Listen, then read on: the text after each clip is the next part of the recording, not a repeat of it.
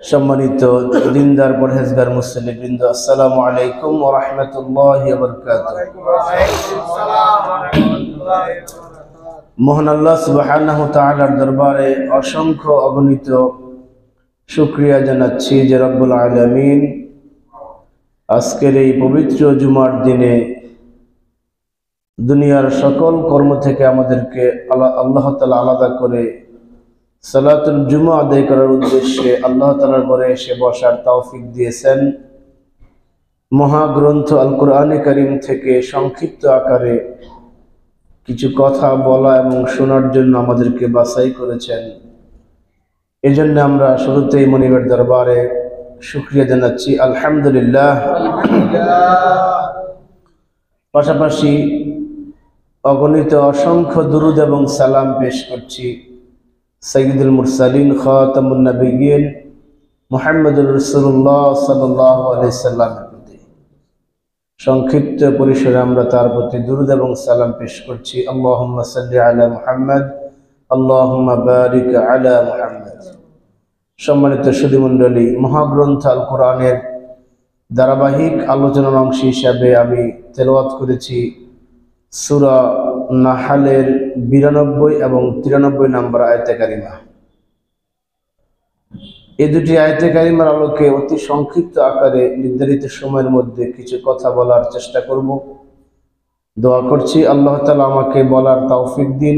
যারা আমরা শুনছি আমাদেরকে আয়াতের আলোকে, কোরআনের আলোকে আমাদের বাস্তব জীবনকে পরিচালনা করার তৌফিক দিন, বলুন আমিন।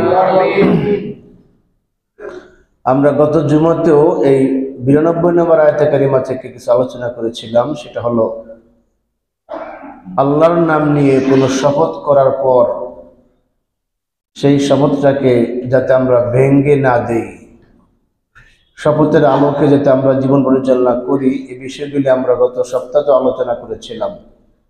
এমনকি শপথ ভেঙ্গে ফেললে তার কাফারা দিতে হয়, আমরা সে বিষয়গুলি আলোচনা করেছিলাম।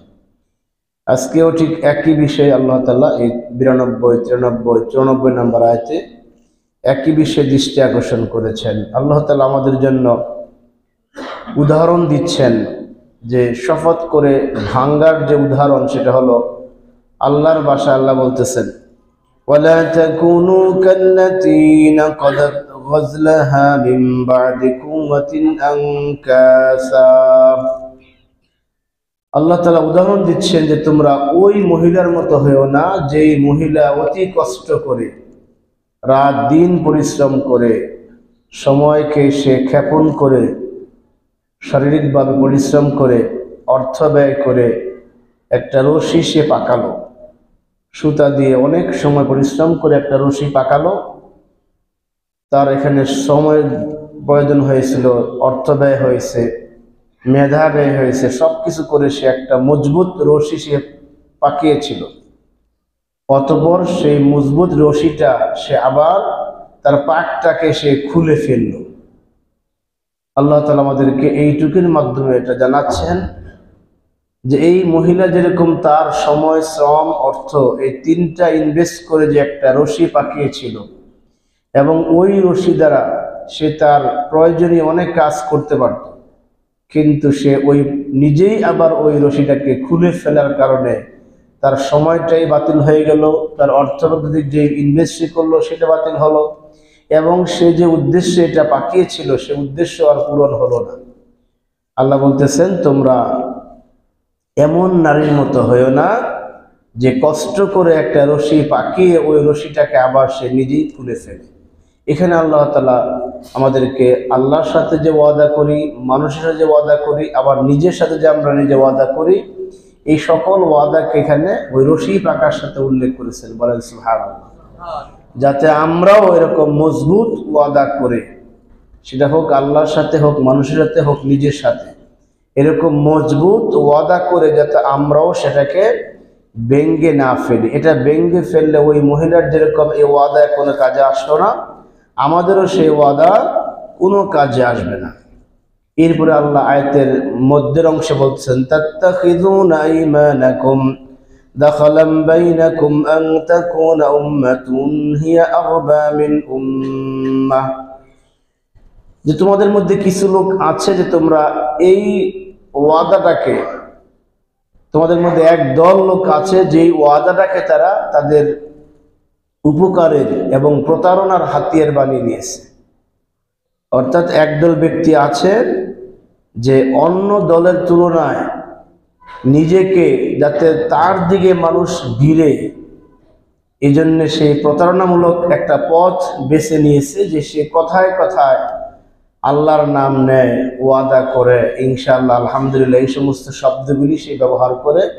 তার উদ্দেশ্য হলো আল্লাহর সাথে অঙ্গীকার করা নয়, উদ্দেশ্য হলো তার কথাটাকে সে আরো বেশি মানুষের কাছে গ্রহণীয় করার জন্য সে এরকম কথায় কথায় এরকম কিছু আরবি শব্দ, কোরআনিক ল্যাঙ্গুয়েজ সে ব্যবহার করে। এটা আল্লাহ আমাদের চাইতে আল্লাহ ভালো জানে, ঠিক কিনা? যেহেতু আল্লাহু বাসীরুম বিল ইবাদ, আল্লাহর একটা গুণ হলো তিনি বান্দার অন্তর্যামী। সুবহানাল্লাহ। আমরা অন্তরে যেটা নিয়ত করি, মনে মনে যেটা ভাবি, এখনো এই কাজটা বাস্তবায়ন করি নাই, বাস্তবায়ন করার পরিবেশ এখনো হয় নাই, অথচ আমরা মনে মনে সিদ্ধান্ত নিয়েছি, আল্লাহ তাআলা এই খবরটাও রাখেন। এটা আল্লাহ তাআলার একটা অন্যতম বৈশিষ্ট্য এবং আমাদের ইমানের একটা অংশ, ঠিক কিনা? সম্মানিত হাজরিন, আল্লাহ আমাদের সেই যারাই মানুষকে ধোঁকা দেওয়ার জন্য, মানুষকে বোকা বানাবার উদ্দেশ্যে এরকম আল্লাহর নাম নিয়ে ইসলামিক কোরআনিক কিছু শব্দ ব্যবহার করে নিজের ওয়াদাটাকে পাকাপোক্ত করতে চায়, তাদের এই চালাকিটা আল্লাহ বলতেছেন যে তোমরা তাত্তাখিযুনা ঈমানাকুম দাখালা বাইনাকুম আন তাকুনা উম্মাতান হিয়া আরবা মিন উম্মাহ, নিজের দলটাকে আরো লাভবান করার জন্য, অপর দলটাকে ক্ষতিগ্রস্ত করার জন্য তোমরা আল্লাহর নাম নিয়ে এরকম বিভিন্ন শপথ করো প্রতারণার জন্য। এই আয়াতগুলো যখন নাজিল হয়েছিল, মক্কার বিভিন্ন গোত্রের সাথে বিভিন্ন গোত্রের বিভিন্ন বিষয়ে চুক্তিতে আবদ্ধ ছিল। কিছু কিছু গোত্রের ব্যক্তিরা দেখতেন যে তার সাথে অন্য যে গোত্রের চুক্তি আছে ওই গোত্রটা শক্তিতে শক্তিশালী কম, জনবলে, অর্থনীতিতে, প্রভাব প্রতিপত্তিতে, টেকনোলজির দিক দিয়া, শিক্ষার দিক দিয়া, বিভিন্ন দিক দিয়া ওই চুক্তিতে আবদ্ধ গোত্রটা দুর্বল। আবার এই গোত্রের সাথে অন্য গোত্র তার সাথে চুক্তিতে একটা বিভিন্ন সুযোগ সুবিধা দিয়ে চুক্তিতে আবদ্ধ হওয়ার জন্য প্রস্তাব দিয়েছে, কিন্তু শর্ত হলো তার যে আগের গোত্রে চুক্তি আছে ওটাকে ভাঙতে হবে, ওই চুক্তিটা লঙ্ঘন করে নতুন করে আরেকটা গোত্রের সাথে চুক্তিবদ্ধ আবদ্ধ হতে হবে। এরকম একটা চিন্তা তৎকালীন সময়ের গোত্রের যে নেতারা তারা করতেন, যার ফলে যার সাথে চুক্তিবদ্ধ ছিল তার সাথে চুক্তিটা ভঙ্গ করার কারণে মানসিকভাবে, আর্থিকভাবে ওই যার সাথে চুক্তিতে ভঙ্গ হইল তার ক্ষতি হতো। আল্লাহ বললেন অপর পক্ষকে ক্ষতি সাধন করার জন্য আর নিজেকে লাভবান হওয়ার জন্য তোমরা যেন কোনো চুক্তি ভঙ্গ না করে, এটা আল্লাহ নিষেধ করেছেন। গত জুমাতে আমি আকার ইঙ্গিতে কথাগুলি বলেছিলাম বিভিন্ন দেশের উদাহরণ দিয়ে। আল্লাহ রাসূল হাদিসে বলেছেন, মান কানা বাইনা কওমিন আজালুন ফালা ইয়াহলাফান্না, যদি কোনো গোত্রের সাথে আরেকটা গোত্রের, কোনো দলের সাথে আরেকটা দলের, কোনো ব্যবসায়িক প্রতিষ্ঠানের সাথে আরেকটা ব্যবসায়িক প্রতিষ্ঠানের আগে থেকেই কোনো চুক্তিতে আবদ্ধ থাকে, হাত্তা ইয়ানকাদা আমরাহা, তাহলে ওই চুক্তির মেয়াদরা শেষ না হওয়া পর্যন্ত যেন এই চুক্তিটা ভঙ্গ না করা হয়। বলেন সুবহানাল্লাহ। ইসলাম হলো একটি সার্বজনীন ধর্ম, এখানে বান্দার জীবনের যত বিষয়, যত পার্ট আছে সবকিছু আলোচনা করেছেন। আমরা বৃহত্তর চুক্তিকে বাদ দিয়ে আমরা যেহেতু ব্যবসায়ী প্রতিষ্ঠানে আছি, যদি আমাদের ব্যবসায়িক চিন্তা করি তাহলে বিষয়টা আরো ক্লিয়ার হয়ে যায়। আপনি একটা দোকান ভাড়া নিলেন 10 বছর মেয়াদে, এখন মালিক পক্ষের কর্তব্য হলো এই 10 বছর মেয়াদের চুক্তিটা পূর্ণ করা। এটা আদেশটা কার? আল্লাহর আদেশ, রাসূলের আদেশ, আল্লাহর আদেশ। যে ভাড়াটিয়ার এবং মালিকের সাথে যে 10 বছরের চুক্তি, এই 10 বছরের মধ্যে ভাড়াটিয়াও দোকান ছেড়ে অন্য কারো কাছে এটাকে হস্তান্তর করতে পারবে না, আবার মালিক পক্ষ আরো বেশি পাইয়া 2 লাখ টাকার ভাড়া 3 লাখ টাকা পাইয়া অপর একজন দোকানদারকে সে বাড়াইতে পারবে না। নিষেধটা রাসূল পাক সাল্লাল্লাহু আলাইহি সাল্লাম করেছেন এভাবে যে হাত্তা ইয়ানকাদা আমারাহা, আগের পার্টির সাথে যে চুক্তি হয়েছে ওইটার মেয়াদ আগে শেষ করো, ওইটার মেয়াদ শেষ করার পর তখন তুমি অন্য পার্টির সাথে কথা বলো, চুক্তিতে আবদ্ধ হও। এটা আল্লাহর বিধান। এখানে যারা লঙ্ঘন করবেন সে আল্লাহর একটা বিধান লঙ্ঘন করলেন, ওয়াদাকে ভঙ্গ করলেন, ঠিক কিনা? এরকম খুঁটিনাটি সকল বিষয় ইসলাম আলোচনা করেছে। সম্মানিত শুধু মণ্ডলী হাজিরিন, এরপরে আল্লাহ বলতেছেন ইন্নামা ইয়াবলুকুমুল্লাহু বিহি, আর এই ওয়াদার মাধ্যমে, এই চুক্তির মাধ্যমে আল্লাহ তাআলা তোমাদেরকে অবশ্যই পরীক্ষা করেন। সুবহানাল্লাহ। যে তুমি মানুষের সাথে যে ওয়াদা করলা, চুক্তি করলা, সেই ওয়াদা চুক্তিটা তুমি রক্ষা করতে পারলা কিনা, এই রক্ষা করতে পেরেছো কিনা, এটা আল্লাহ তাআলা তোমাকে এর মাধ্যমে পরীক্ষায় ফেলেন। অনেকে পাশ করেন, অনেকে ফেল করেন।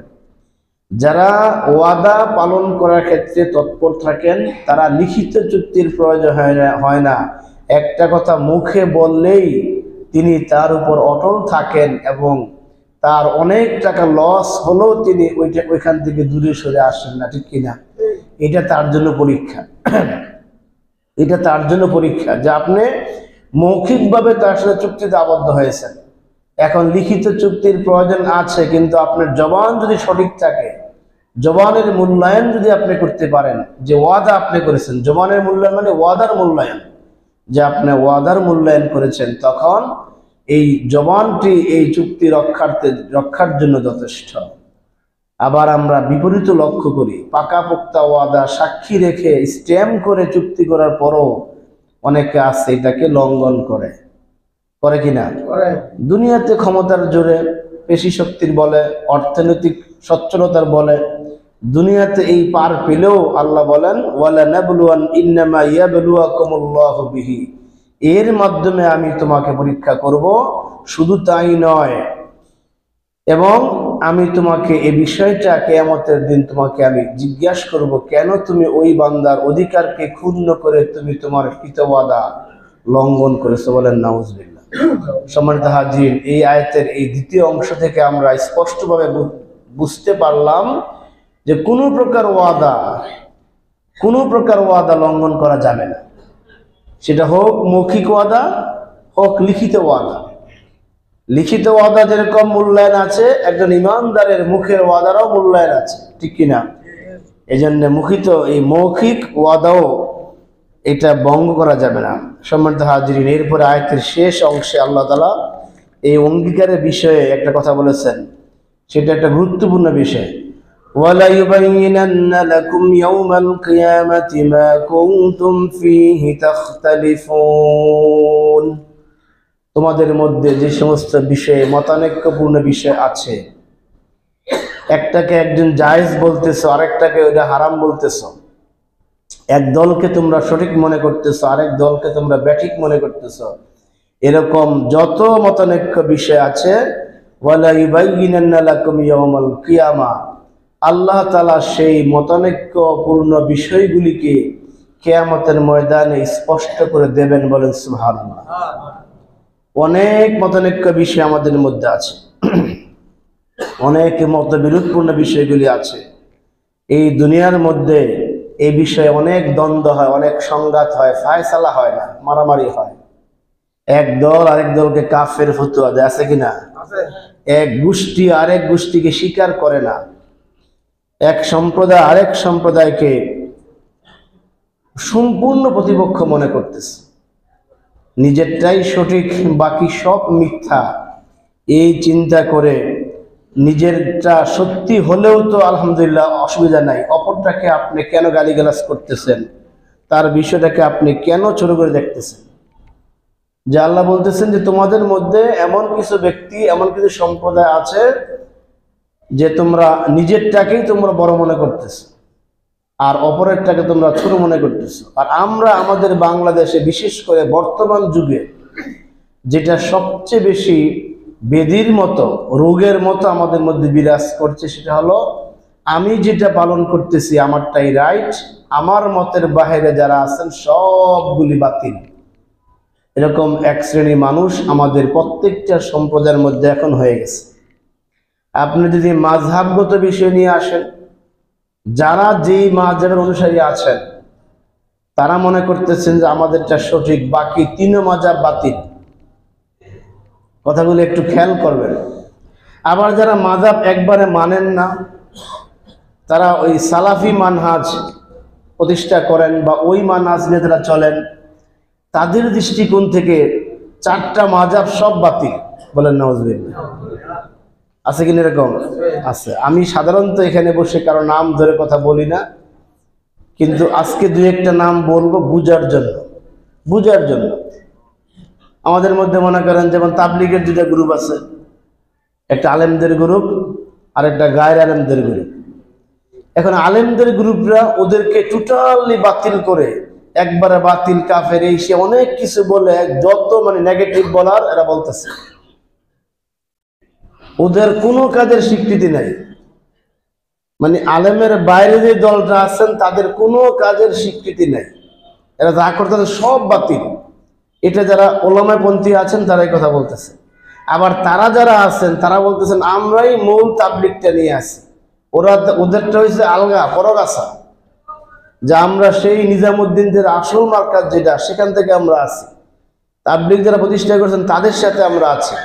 বাংলাদেশে যেটা আছে এটা একবারে বাতিল, এরা নিজেরা নতুন আবিষ্কার করেছে। দুই দলের বক্তব্য দুই রকম, মানে আত্মপক্ষ সমর্থন। আল্লাহ বলেন কে সঠিক কে বেঠিক দুনিয়াতে ফয়সালা আমি করব না, এটা ফয়সালা করব ওয়ালা ইবাইয়িনান্না লাকুম ইয়াউমাল কিয়ামা, কিয়ামতের দিবসে ফয়সালা হবে।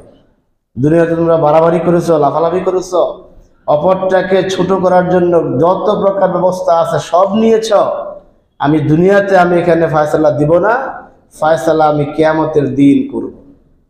আবার যারা এই একটা বিষয় গেল, যারা সালাফি মানহাজে আছেন তাদের মধ্যে কিছু শায়েখরা আছেন স্টেজে বসেই অপরকে কাফের, বেদাতি, শিরকি না বললে ওদের পেটের ভাত হজম হয় না। আসেনি? যেমন একজন ব্যক্তি আছেন, নাম বলতেছি, মুজাফফর বিন মুহাসিন। নাম শুনছেন না? মুজাফফর বিন মুহাসিন এই ব্যক্তির দৃষ্টিতে দুনিয়ার সমস্ত মুসলমান কাফের। বলেন নাউজুবিল্লাহ। একবারে যারা আমরা আছি হানাফি মাযহাব, মালিকি, হাম্বলি, শাফি যা আছে সব কাফের, সব বেদাতি, এদের কোনো আমল কবুল হবে না। এই ফতোয়া কে দেন? এই ভদ্রলোক যার নাম বলা। তাকে কয়েকদিন আগে একটা অনুষ্ঠানে এক লোক প্রশ্ন করলেন যে বাইতুল মোকাররমের যে বর্তমান খতিব মাওলানা রুহুল আমিন, অনেক বড় আলেম, সারা বাংলাদেশে বড় বড় আলেমরা তার সুনাম গিয়েছেন, তার পক্ষে কথা বলেছেন, এবং তিনি একজন উঁচু মানের ইলমি আলেম হওয়ার ক্ষেত্রে তার কোনো কমতি নাই। এটা এই দেশের বড় বড় ওলামা একরাম শায়েখরা স্বীকৃতি দিয়েছে। জি আব্দুল মালিক বর্তমান যিনি আছে। তো এক লোক প্রশ্ন করলেন যে উনি নাকি মানে সহিহ আকীদার। তাহলে মুহাসিন বিন মুজাফফর বিন মুহাসিন তিনি এমন একটা অভদ্র ভাষা বললেন যে আপনি গাঁজা কয় কুল্লি খাইছেন? বলেন নাউজুবিল্লাহ। মেয়াদ উত্তীর্ণ গাঁজা খেয়েছেন, বাইতুল মোকাররমে খতিব, সহিহ আকীদা হবে? তিনি এই ঢঙ্গে কথাগুলো বলেছেন। আচ্ছা, যেই লোকটা এখানে প্রশ্ন করলেন তার একটা ইজ্জত মান সম্মান আছে না? এখন তাকে যে আপনি এই মজলিসে গাঁজাখোর বললেন, এর দায়টা আপনি কি জবাব কিয়ামতের দিন? তো আমরা আমাদের বিষয়গুলি নিজের আত্মপক্ষকে সমর্থন করার জন্য আমরা মনে করতেছি যত গীবত বলা যায় জায়েজ। বলেন নাউজুবিল্লাহ। যত শেকায়াত করা যায় জায়েজ। আবার আপনি দেখেন আমাদের যে সুন্নি যারা আছেন, যে তাহারিরা, এই তাহারি, রেজবি, এই গ্রুপ যারা আছেন তারা কিন্তু আমাদেরকে ওহাবি বইলে একবারে জাহান্নামে দিয়ে আসে। আর যত জান্নাত ওরা কিনে ফেলছে, যে ওরা মনে হয় ওরা একবারে একচেটিয়া জান্নাতের ইজারাদার, আমরা সবাই জাহান্নামে। ওদের দৃষ্টিতে ওরা সুন্নি ছাড়া আর কেউ বেহেশতে যাবে না, সব সুন্নিরা যাবে। এটা আল্লাহ বলতেছেন তোমরা কি সঠিক না ওরা সঠিক, এটা দুনিয়া তোমরা ফালাফালি করো, মারামারি করো, আমি আল্লাহ তাআলা এটা কিয়ামতের ময়দানে ফয়সালা করব কোনটা সঠিক। আবার দেখেন বাংলাদেশে কিছু হিংসুটে আলেম আছে যারা আহলে হক নিজদেরকে দাবি করেন, বিশেষ করে এটা কওমের যে ভাইয়েরা আছেন তারা এটা বেশি বাহাদুরি করেন। তাদের দৃষ্টিতে যারা আমরা আলিয়াতে পড়ছি আমাদের কোনো এলেম নাই, আমরা খামাখা লেখাপড়া করছি। এরা বলে যে আপনি আলিয়াতে না পড়া স্কুলে পড়ান, তা বলে এরকম বলতেছে। আমরা মাদ্রাসাগুলোতে গার্জেনের কাছে যখন বলি তখন বলে হুজুর অমুক ফি সাহেব অমুক হুজুর তো বলছে আলিয়াতে পড়াবার না দিয়া স্কুলে দিলে ভালো। এরা আবার এই দিকটাকে একবারে আবার করলেন। আবার দেখেন যারা ইসলামী আন্দোলনকে পছন্দ করেন না, দরবার নিয়ে থাকেন, দরবারি ব্যবসা করেন, দরবার নিয়ে আসেন, মানুষকে পটাইয়া বিভিন্ন প্রতারণা স্বীকার করে লাখ লাখ টাকা মাসে মানুষের পকেট থেকে নিতে আসেন। এরকম পীর সাহেব দরবারি আলিমরা যারা আছে তাদের কাছে যান। ইসলামী আন্দোলন যারা করে, বিশেষ করে যারা জামাত ইসলামী করে, এরা সব কাফের, বলেন নাউজুবিল্লাহ। এরা এদের এই দরবারি ব্যবসাকে, এই পকেটকে আরো বেশি বাড়ি করার জন্য এই জমিনে আল্লাহর দিন প্রতিষ্ঠা হোক এটা তারা চায় না। কারণ কোরআনের বিধান চালু হলে এই দরবারি চিকিৎসা, এই দরবারি পকেট বাড়ি করার সুযোগ থাকবে না, থাকবে মানুষগুলি সচেতন হবে। এরকম ভাবে বিভিন্ন সিস্টেমে আল্লাহ বলতেছেন তোমরা যে নিজের দলটাকে বাড়ি করার জন্য, নিজের মতটাকে প্রাধান্য দেওয়ার জন্য এই যে তোমরা এরকম একজন আরেকজনকে এরকম বদনাম বলতেছো, একজন আরেকজনকে ঘায়েল করার চেষ্টা করতেছো, এটা কিন্তু কখনো উচিত হবে না। আমি কিন্তু কিয়ামতের ময়দানে সত্যটা প্রকাশ করে তোমাদেরকে কিন্তু আমি জবাবের আওতায় নিয়ে আসব। তখন কি অবস্থা হবে? আজকে দেখেন আমরা যে মাযহাব নিয়ে বাড়াবাড়ি করতেছি, অথচ এই মাযহাব যারা প্রতিষ্ঠা করেছেন তাদের মধ্যে কোনো বিষয়ে কোনো মতানৈক্য ছিল না। ইমাম আবু হানিফা রহমতুল্লাহ আলাইহি যে মাসলা দিয়েছেন, ইমাম শাফি রহমতুল্লাহ আরেকটা মাসলা দিয়েছেন, কিন্তু কখনো ইমাম আবু হানিফার এই মাসলাকে তিনি কোনো প্রকার বিদ্রুপ করেন নাই, কোনো প্রকার কটূক্তি করেন নাই, বরং ওইটাকে তিনি শ্রদ্ধা করেছেন। বলে সুবহানাল্লাহ, যে ওইটা তার মতে ওইটা সঠিক, এটা আমার মতে এটা আমারও সঠিক। এরকম তারা একটা সহাবস্থান তাদের মধ্যে ছিলেন। কিন্তু যত ঝগড়া করি আমরা, বুকে হাত বাঁধলেন কেন, আপনি একটু স্পেস বড় করে দাঁড়ালেন কেন, আপনি হাত নামান কেন, আপনি আমিন কেন জোরে বলেন, এইসব বিষয় নিয়ে আমরা মারামারি করি। কিন্তু ইমাম আবু হানিফাকে, ইমাম শাফি রহমতুল্লাহ আলাইহি তাদের শাগির্দরা একদিনও জিজ্ঞেস করেন নাই যে আমি ফতোয়া দিলাম আমিন আস্তে বলবো আর আপনি ফতোয়া দিলাম আমিন জোরে বলবো, এটাকে কেন আপনি দিলেন, কেন এই কাজটা করলেন? তাদের মধ্যে এরকম কোনো প্রকার দ্বন্দ্ব ছিল না, বরং তারা প্রত্যেকের ইজতিহাদকে তারা সম্মান জানিয়েছেন। কারণ ইজতিহাদপূর্ণ বিষয়গুলি যারা ইজতিহাদ করেছেন, আল্লাহ যার ইজতিহাদটা সঠিক হবে তাকে আল্লাহ তাআলা ডাবল পুরস্কার দেন। বলেন সুবহানাল্লাহ। আর যার ইজতিহাদটা সঠিক নয়, ভুল, আল্লাহ তারপরও তাকে কোনো প্রকার পাপ দিবেন না, বরং 1 গুণ সওয়াব দিবেন। সুবহানাল্লাহ। অথচ আমরা শত শত বছর পরে এসে আমরা মারামারি করি এইসব বিষয় নিয়ে। আল্লাহ বলেন তোমরা এইসব বিষয় নিয়ে যেই মতানৈক্যে লিপ্ত আছো, আমি আল্লাহ তাআলা কিয়ামতের ময়দানে ওয়ালা ইবাইনান্না লাকুম ইয়াউমাল কিয়ামাতি মা কুনতুম ফীহি তাখতালিফুন, আমি কিয়ামতের ময়দানে তোমাদের বিষয়গুলি ফয়সালা করব, তখন বুঝবা কারটা সঠিক কারটা ব্যাঠিক। এখন প্রশ্ন হলো, তাহলে আল্লাহ যদি কিয়ামতের ময়দানে ফয়সালা করেন, এখন আমরা তাহলে বুঝবো কেমনে কোনটা সঠিক কোনটা ব্যাঠিক, ঠিক কিনা? এটার বুঝার মাপকাঠি হলো রাসূল পাক সাল্লাল্লাহু আলাইহি ওয়াসাল্লাম বিদায় হজের ভাষণে 2টা মাপকাঠি দিয়েছেন, 2টা মেয়ারে হক বলেছেন। মেয়ারে হক সত্যের মাপকাঠি 2টা বিষয়কে বলে গেছেন। একটা হলো তারাকতু ফিকুম আমরাইন লান তাদিল্লু মা তামাসসাকতুম বিহিমা, যে আমি তোমাদেরকে 2টা জিনিস, 2টা বস্তু, 2টা আদর্শ তোমাদের কাছে রেখে যাচ্ছি, তোমরা যদি এই 2টাকে আটকে ধরতে পারো কখনো তোমরা পদভ্রষ্ট হবে না, তোমাদের মধ্যে মারামারি হবে না, কাটাকাটি হবে না, কোনো জাতি এসে তোমাদেরকে বিচ্ছিন্ন করতে পারবে না। সেটা কি? কিতাবুল্লাহ, আল্লাহর কিতাব, আল্লাহর কোরআন, এবং সুন্নাত রাসূলিহি, রাসূলের আদর্শ। এই 2টার মধ্যে যা আছে আপনি তা করবেন, আলহামদুলিল্লাহ আপনি সঠিক পথে আছেন, ঠিক কিনা? সাহাবায়ে কেরামরা যা করেছেন আপনি তা করবেন, আপনি সঠিক পথে আছেন। আল্লাহ রাসূল সাল্লাল্লাহু আলাইহি ওয়াসাল্লাম যা করতে বলেছেন, যেভাবে করেছেন, আপনি কোরআন হাদিস গবেষণা করে ঠিক ওইভাবে করবেন, আপনি সঠিক আছেন। এর বাইরে অসঙ্গতিপূর্ণ কোনো কিছু দেখলেই বুঝতে হবে এখানে ঝামেলা আছে। ওইখানে কি আছে? ঝামেলা আছে। সম্মানিত হাজিরিন, আমাদেরকে আল্লাহ তাআলা বুঝার তৌফিক দিন, আমিন। ওয়ালাউ শাআল্লাহু লাজআলাকুম উম্মাতান ওয়াহিদাতান ওয়ালাকিন ইউদিল্লু মান ইয়াশা ওয়া ইয়াহদি মান ইয়াশা। পরবর্তী আয়াতে আল্লাহ তাআলা সত্য মিথ্যা, কোনটা সত্য কোনটা মিথ্যা, কোনটা সঠিক কোনটা ব্যাঠিক, এটা গ্রহণ করার একটা স্বাধীনতা দিয়েছেন। আগের আয়াতের একটু ব্যাখ্যা আল্লাহ তাআলা এই পরের আয়াতে করেছেন। আগের আয়াতে মতানৈক্য বিষয়ের কথা বললেন যে আমি কিয়ামতের দিন ফয়সালা করব।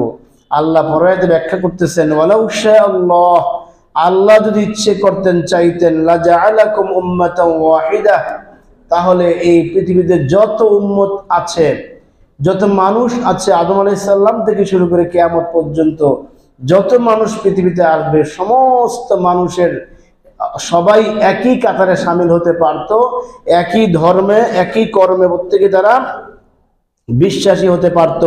এটা আল্লাহ যদি চাইতেন তাহলে এটা হতো।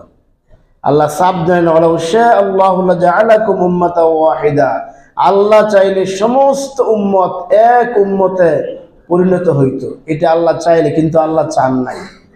এটা আল্লাহ চান নাই এরকম বিষয়টা না, যে আল্লাহই তো চান নাই যে আমরা এক হব, আল্লাহই তো চান নাই যে আমরা সব মতানৈক্য ভুলে গিয়ে আমরা এক প্ল্যাটফর্মে আসি, এটা আল্লাহই চায় না, তাহলে আমাদের কি দোষ? এই কথা বললে আবার ঈমান থাকবে না। কারণ আল্লাহ তাআলা এই মানুষকে যেই জন্য সৃষ্টি করেছেন, একটা উদ্দেশ্য কিন্তু আল্লাহ তাআলা আছে কি না? আল্লাযী খালাকাল মাউতা ওয়াল হায়াতা লিয়াবলুয়াকুম আইয়ুকুম আহসানু আমালা। সূরা মুলকের 2 নং আয়াতে আল্লাহ বলতেছেন আল্লাযী খালাকাল মাউতা ওয়াল হায়াতা, আল্লাহ তাআলা জীবন এবং মৃত্যুকে সৃষ্টি করেছেন। উদ্দেশ্য কি? লিয়াবলুয়াকুম, তিনি অবশ্যই পরীক্ষা করবেন তোমাদেরকে। আইয়ুকুম আহসানু আমালা, তোমাদের মধ্যে কে সঠিক, কার ঈমানটা কত পোক্তা, আমলের দিক দিয়ে কে উত্তম, ওইটা পরীক্ষা করার জন্য আমি তোমাদেরকে সৃষ্টি করেছি। বলেন সুবহানাল্লাহ। এখন আল্লাহ যদি আগে থেকেই সবাইকে এক করে পাঠাইতেন তাহলে তো পরীক্ষা হইতো না। পরীক্ষা হইতো? আপনি স্কুলে ভর্তি করে সমস্ত ছাত্রদেরকে আগেই যদি আপনার এই পাস করেছে সনদ দিয়ে দেন, তাহলে ক্লাস করার দরকার কি ছিল? পরীক্ষা নেওয়ার দরকার কি ছিল? সবাই তো পাস। কিন্তু এটা আল্লাহর সুন্নাহ নয়। আল্লাহ তাআলা এই সমস্ত মানুষগুলাকে সৃষ্টি করেছেন উদ্দেশ্য কি?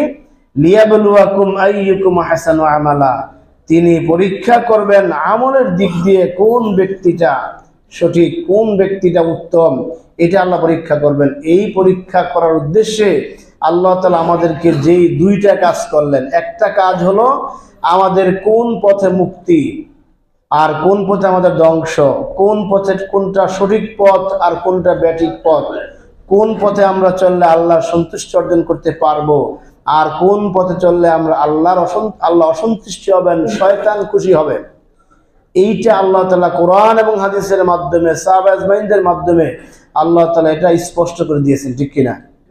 একেবারে স্পষ্ট করে কোরআনে আল্লাহ তাআলা হাদিসে সব কিছু বলে দিয়েছেন যে বান্দা এই ডান দিকের পথ, উলাইকা আসহাবুল মাশআমা, এটা হলো অপরাধীদের পথ, এখানে এই রাস্তায় গেলে তুমি জাহান্নামী আর এই পথে গেলে তুমি জান্নাতি। মাইমানা, আসহাবুল মাইমানা, এটা কল্যাণকামীদের পথ। এরা হলেন উলাইকাম খায়রুল বারিয়া, এরা সঠিক পথের সন্ধান পেয়েছে। আর এরা উলাইকাম শাররুল বারিয়া, এরা এই নিকৃষ্ট পথের সন্ধান পেয়েছে। আমি তোমাদের সামনে 2টি পথকে আমি উন্মুক্ত করে দিয়েছি, ইম্মা শাকিরা ওয়া ইম্মা কাফুরা, ইন্না হাদাইনাহুস সাবিলা। আমি তোমাদের সামনে 2টি পথ বাতলিয়ে দিয়েছি, ইম্মা শাকিরা, হতে পারে তুমি শুকরগুজারি হবে, ওয়া ইম্মা কাফুরা, হতে পারে তুমি অস্বীকৃতিকারীদের অন্তর্ভুক্ত হবে। এই কথাগুলি আল্লাহ তাআলা বলে দিয়ে 2টি পথ আল্লাহ স্পষ্ট করেছেন, ঠিক কিনা? আর দ্বিতীয় যে কাজটা করেছেন স্পষ্ট করে, ওই যে আল্লাহ বললেন লিয়াবলুয়াকুম আইয়ুকুম আহসানু আমালা, পরীক্ষা করব কে আমলের দিক দিয়ে উত্তম হও, এই পরীক্ষা যাতে পাশ করতে পারো, এই জন্য আল্লাহ তাআলা তাকে পরীক্ষা নেওয়ার নিমিত্তে এই ব্যক্তি, প্রত্যেকটা ব্যক্তিকে কর্মের একটা স্বাধীনতা দিয়েছেন, ঠিক কিনা? ইচ্ছা শক্তি দিয়েছেন। বান্দা তুমি ইচ্ছে করলে দুনিয়াতে এমন এক অবস্থা আমি বিরাজমান থাকবে, তুমি ইচ্ছে করলে যদি ডান পথে যাও, এই ডান পথের যত আমলগুলি আছে, জান্নাতের যত আমলগুলি আছে, এগুলি আমি তোমার এই অ্যাক্টিভিটিসের কারণে, গ্রহণ করার মানসিকতা থাকার কারণে এই সমস্ত আমলগুলি বাহ্যিক দৃষ্টিতে কঠিন হলেও তোমার কাছে সহজ মনে হবে। বলেন সুবহানাল্লাহ। আমলটা কঠিন হলেও, আমলটা কষ্ট হলেও, তুমি যেহেতু ডাইন পথের পথিক, তুমি আল্লাহ সন্তুষ্টি অর্জন করার ব্যাপারে তুমি সিদ্ধান্ত নিয়েছো, এই জন্য তোমার কাছে এই কাজগুলিকে আমি সুশোভিত করে তুলবো, কাজগুলি তোমার কাছে সহজ হবে। সুতরাং তুমি আসলে কোন পথে? উলাইকা আসহাবুল মাইমানা, তুমি হয়ে গেলে উলাইকা হুম খায়রুল বারিয়া, তুমি হয়ে গেলে উত্তম সৃষ্টি। ইম্মা শাকিরা, তুমি হয়ে গেলে আল্লাহর কৃতজ্ঞশীলদের অন্তর্ভুক্ত। সুবহানাল্লাহ। আবার আরেকটা পথ যেটা খারাপ পথ, ওই পথে যেটা বাম পথ, বামপন্থী জাহান্নামের পথ, শয়তান যেই পথের লিডার, ওই পথ যেটা তুমি বেছে নিয়েছো, এই অন্যায় কাজগুলি করার কারণে এই অন্যায় কাজগুলি অপরের জন্য কঠিন হলেও তোমার জন্য এখন সহজ হয়ে গেছে। একটা আল্লাহওয়ালা ইমানদার ব্যক্তি, তার অনেক টাকা লস হলো, তাকে দিয়ে আপনি একটা মিথ্যা কথা, মিথ্যা সাক্ষী দেওয়াতে পারবেন না? পারবেন না? পারবেন না। আর একজন ফাসেক ফুজ্জার ব্যক্তি, যে ব্যক্তি অন্যায় পথে চলতেছে, অন্যায় পথে পা বাড়িয়েছে, তাকে আপনি 2 টাকার একটা সিগারেট, অনেক নাম আছে, একটা 2 টাকার সিগারেট খাওয়ালে একটা মিথ্যা সাক্ষী সে দিয়ে আসবে, হয় কি না? হয়। কারণ এই তার জন্য এই কাজটা সহজ হয়ে গেছে। কেন? সে তো এই পথের যাত্রী, এই পথের যাত্রী হওয়ার কারণে তার কাছে এই সহজ হয়ে গেছে। যার ফলে আল্লাহ তাআলা এই সমস্ত মানুষগুলাকে, এই যে বললেন যে আল্লাহ চাইলে এক হইতো, এখানে আল্লাহ চাইলে, যেহেতু সমস্ত কর্মের স্রষ্টা হলেন আল্লাহ, এজন্য আল্লাহ তাআলা এটা নিজের দিকে নিয়ে বললেন যে আমি চাইলে হইতো। কিন্তু আল্লাহ এটা চাইবেন না, এই কারণে এটা চাইলে কিন্তু আর বান্দার পরীক্ষা হবে না। পরীক্ষা কি হইতো? আমরা সবাই যদি আল্লাহ হয়ে যেতাম, সবাই যদি ভালো হয়ে যেতাম, আমাদের ইচ্ছা শক্তি যে আল্লাহ জোর করে আটকায় রাখতেন, যে না, যেমন ফেরেশতারা কোনো পাপ করতে পারে না, এদের মধ্যে কোনো পাপ নাই। কেন নাই? পাপ করার যে একটা শক্তি, যে একটা প্রবণতা, ওইটা আল্লাহ তাদেরকে দেন নাই। এদের যেমন আমরা খাবার খাই, আমাদের খাবার খেতে হয়, আমাদের পাকস্থলী আছে, ক্ষুধা লাগে না খাইলে, আমরা ক্লান্তহীন হয়ে যাই, আমরা ক্লান্ত হয়ে যায় না খাইলে, আমরা দুর্বল হয়ে যায় না খাইলে। এটা আল্লাহ তাআলা আমাদেরকে ওই সিস্টেম করে বানাইছেন। বলে সুবহানাল্লাহ। আর ফেরেশতারা খায় না, এরা না খায় থাকে কেমনে? আল্লাহ তাআলা ওদেরকে ওই সিস্টেমে তৈরি করেন নাই, ওইখানে খাবারের প্রয়োজন হবে না। আমাদের জৈবিক চাহিদা আছে, এটা পুরুষের মধ্যে জৈবিক চাহিদা আছে, নারীর মধ্যে জৈবিক চাহিদা আছে। আল্লাহ তাআলা ওদের এই অন্তরে জৈবিক কোনো চাহিদা দেন নাই, যার ফলে তারা পুরুষও না, নারীও না। সুতরাং যে পুরুষও না, নারীও না, তার মধ্যে জৈবিক চাহিদা নাই। আমাদের মধ্যে লোভ লালসা আছে, কামক ক্রোধ মোহ মায়া মমতা আছে, তাদের মধ্যে এইসব নাই, মায়া নাই, মমতা নাই, কামক ক্রোধ লোভ লালসা কিচ্ছু আল্লাহ ওদের মধ্যে ওইটা দেন নাই, যার ফলে ওরা ওইটা করতে পারে না। আমাদের মধ্যে আল্লাহ দিয়েছেন।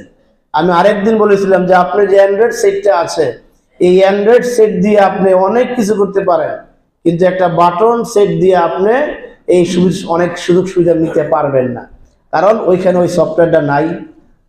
আপনি বাটন সেট দিয়ে আপনি কোনো এই বড় কোনো মেসেজ লিখতে পারবেন না, ইমেল চেক করতে পারবেন না, ইমেল পাঠাতে পারবেন না, হোয়াটসঅ্যাপে কথা বলতে পারবেন না, মেসেঞ্জার ইমো ইউজ করতে পারবেন না বাটন সেট দিয়ে, কারণ ওইটার মধ্যে সিস্টেম নাই, ওই সিস্টেমে তৈরি করা হয় নাই। তো আল্লাহ তাআলা আমাদেরকে সৃষ্টি করেছেন এই সব সিস্টেম দিয়া। আমাদের পাপ করার মতো ক্ষমতা আছে, আবার সেই পাপ থেকে বাঁচার মতো ক্ষমতা আছে, আমাদের অন্যায় করার মতো ক্ষমতা আছে, অন্যায় থেকে বাঁচার ক্ষমতা আছে। উদ্দেশ্য কি? লিয়াবলুয়াকুম আইয়ুকুম আহসানু আমালা। সুতরাং আল্লাহ এটা চান নাই যে তিনি আমাদের সবাইকে হেদায়েত দান করবেন, বরং ওয়ালাকিন ইউদিল্লু মান ইয়াশা ওয়া ইয়াহদি মান ইয়াশা। আল্লাহ যাকে চান, ওই যে বললাম, যে ব্যক্তি সত্যের পথে চলে, ওই ব্যক্তি সত্যের পথের প্রতীক হওয়ার কারণে আল্লাহ বললেন ওয়ালাকিন ইউদিল্লু মান ইয়াশা ওয়া ইয়াহদি মান ইয়াশা। সত্যের পথে চলার কারণে আল্লাহ তাআলা তাকে সঠিক পথ দেখান, আর ওই ব্যক্তি গুমরাহির পথ নেওয়ার কারণে আল্লাহ তাআলা তাকে এই গুমরাহির দিকে নিয়ে যান, এবং সেই গুমরাহি পথটা তার কাছে উন্মুক্ত হয়ে যায়, সহজ হয়ে যায়, সে সহজে করতে পারে। এখানে তো আলহামদুলিল্লাহ আল্লাহর অনেক বান্দারা আছেন যে প্রত্যেক দিন তাহাজ্জুদ পড়েন, মিস হয় না, মাঝে মধ্যে হয়তো মিস হয়। আবার এমন বান্দা দুজন থাকতে পারেন গত 1 বছর একদিনও তাহাজ্জুদ পড়েন নাই, রমজানের পরে একদিন পড়েন নাই, তার কাছে এটা এর চেয়ে কঠিন কোনো আমল নাই। সেই ভোর রাতে 4টায় উঠা, আবার ঠান্ডা পানি দেওয়া, আবার সেখানে ঘুমের বাপ ঘুম নিয়া ওই সময় তাহাজ্জুদ পড়া, ভাই কি কঠিন কাজ, ঠিক না?